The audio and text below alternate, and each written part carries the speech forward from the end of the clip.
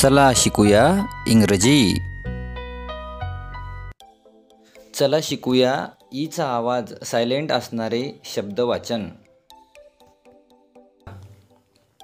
ए आल्यानंतरचे शब्द पहा. ग ए ट गेट, ग ए ट गेट. ब ए क बेक, ब ए क बेक. म ए ड मेड, म ए ड मेड. ल ए न लेन, ल ए न लेन. आता बघा आयचे शब्द बघूयात. आयचा आवाज काय करायचा? आयच ठेवायचा आणि ईचा आवाज करायचा नाही. क आई ट काईट, क आई ट काईट. पुढं बघा. ल आई क लाईक, ल आई क लाईक. पुढं बघा. ह आई ड हाईड, ह आई ड हाईड.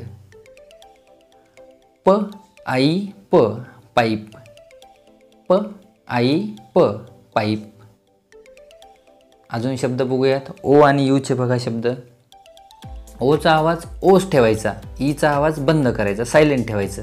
म्हणजे ई लिहायचं तर घरी पण आवाज करायचा नाही. न ओ ट नोट, न ओ ट नोट.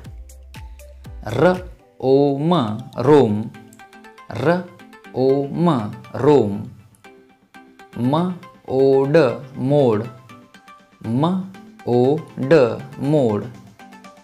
र ओ प रोप, र ओ प रोप. आता यूचे शब्द बघा. यूचा आवाज यू ठेवायचा आणि ईचा आवाज कट करायचा. क यू ट क्यूट, क यू ट क्यूट. ट यू ब ट्यूब, ट यू ब ट्यूब. ह यू ज ह्यूज. बघा जी नंतर जर ई आलं तर जीचा आवाज काय करायचा? ज करायचा. ह यू ज ह्यूज. म यू ट म्यूट, म यू ट म्यूट. अशा पद्धतीनं ई हा सायलेंट कसा करायचा, म्हणजे ईला शांत कसं बसवायचं आणि त्याला शांत ठेवून अक्षराचा आवाज कसा बदलतो. जसं की एचा आवाज एच राहतो, आयचा आवाज आई होतो, ओचा आवाज ओच राहतो आणि यूचा आवाजसुद्धा यूच राहतो. अशा पद्धतीने ई सर्वांना स्वतःचे आवाज बदलण्यास भाग पाडतो.